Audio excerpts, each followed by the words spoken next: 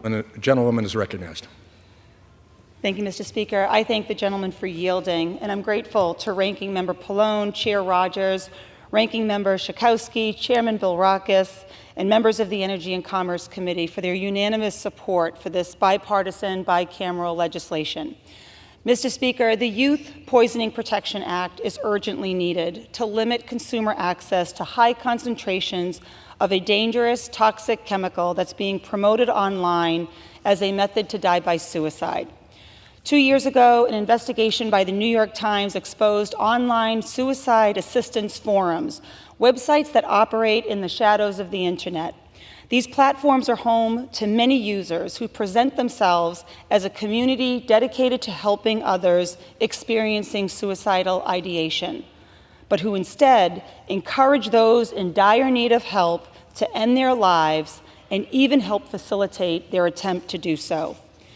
Their activities have contributed to a rise in suicides using the chemical sodium nitrite, which in low concentrations is safe and often used to cure meat and fish. However, in high concentrations, sodium nitrite is toxic at levels comparable to cyanide.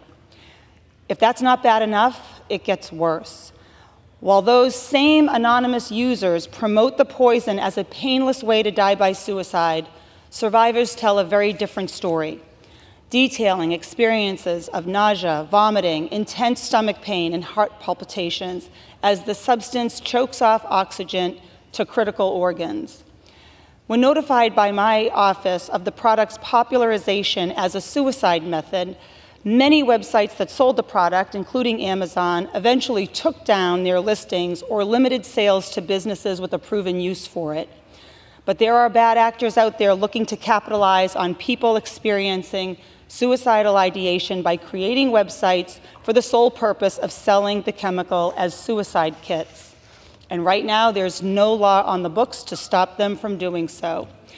Mr. Speaker, the Youth Poisoning Protection Act changes that by prohibiting the consumer sale of sodium nitrite products with a concentration higher than 10%, the usefulness threshold agreed upon by independent experts.